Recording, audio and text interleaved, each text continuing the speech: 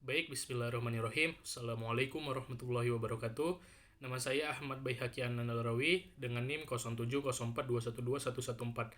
Nah, jadi pada pertemuan kali ini saya akan memberikan sedikit informasi yang mudah-mudahan dapat menambah wawasan bagi teman-teman dan juga bagi diri saya sendiri. Nah, jadi eh, informasi ataupun topik yang akan saya bagikan kepada teman-teman kali ini adalah seputar tentang seberapa pentingkah kita untuk menjaga lisan kita sendiri. Nah, jadi eh, banyak sekali nih teman-teman eh, hal-hal yang tidak dapat kita elakkan ataupun kita hindarkan dari kehidupan kita yang salah satunya pemicunya adalah dari lisan kita sendiri. Contohnya seperti peperangan, permusuhan, pencaci makian, kebencian, ataupun hal-hal yang merugikan orang lain, termasuk dengan diri kita sendiri. Yang tanpa kita sadari itu juga salah satu sebabnya berasal dari lidah kita sendiri. Tidak kita menjaganya dengan baik. Karena dengan kita tidak menjaganya itu dapat melukai dapat melukai hati orang lain. Rasulullah Shallallahu Alaihi Wasallam bersabda melalui hadisnya yang berbunyi adalah Bismillahirrahmanirrahim.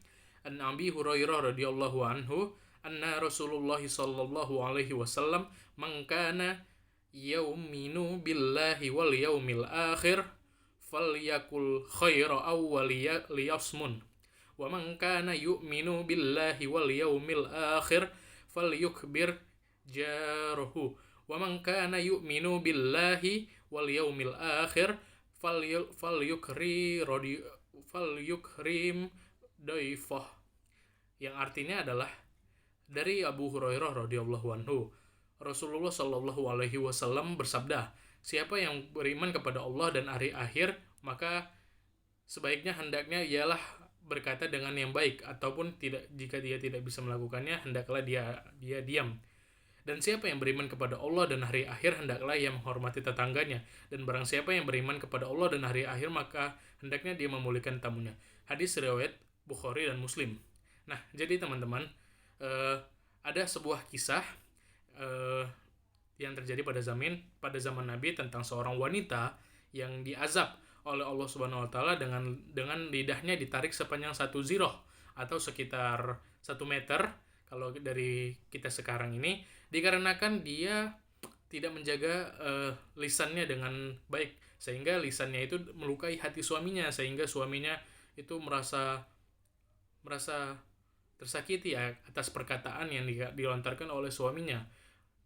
Perempuan tersebut langsung dilaknat oleh Allah dengan lidahnya ditarik sepanjang 1 zirah ataupun sekitar 1 meter. Nah, banyak sekali hikmah-hikmah yang dapat kita petik dari kita jika kita dapat menjaga dari lisan kita itu sendiri ataupun perkataan-perkataan yang tidak mestinya kita lontarkan. Salah satu pendakwah fenomenal di Indonesia yang bernama adalah Gus Miftah, ia pernah melontarkan kata-kata seperti ini. Lisan itu bisa mendekatkan diri kita kepada Tuhan, tetapi lisan juga bisa dapat menjauhkan kita dari nikmat ataupun keberkahan dari Tuhan sendiri. Nah, beliau mengatakan seperti ini, maknanya bahwa lisan itu menunjukkan bahwa lisan itu adalah salah satu anggota tubuh yang sangat berbahaya, yang jika kita menggunakannya dengan bijak, kita dapat memberikan keberkahan bagi hidup kita. Namun jika kita tidak dapat menggunakannya dengan baik, maka akan menimbulkan kemurkaan bagi Allah terhadap diri kita. Nah, jadi teman-teman, seyoganya manusia itu berbicara sesuai dengan kebutuhan, sebagaimana pula ia tidak perlu menafkahkan sebagian dari hasil usahanya, kecuali sesuai dengan kebutuhannya. Kita tidak dapat bisa menanggapi hakikat keimanan sehingga kita mampu dapat menjaga lisan kita sendiri. Keimanan kita juga tidak akan lurus sebelum hati kita lurus. Nah, makanya itu hati tidak akan lurus sebelum perkataan kita juga lurus. Ini juga sejalan. Jika perkataan kita tidak lurus, maka hati kita juga tidak akan lurus. Karena hati itu adalah cerminan dari diri kita sendiri. Maka jika hati kita saja tidak lurus, maka dapat dikatakan diri kita juga tidak dapat lurus. Nah, jadi teman-teman, kita mesti sadar terhadap apa yang saja yang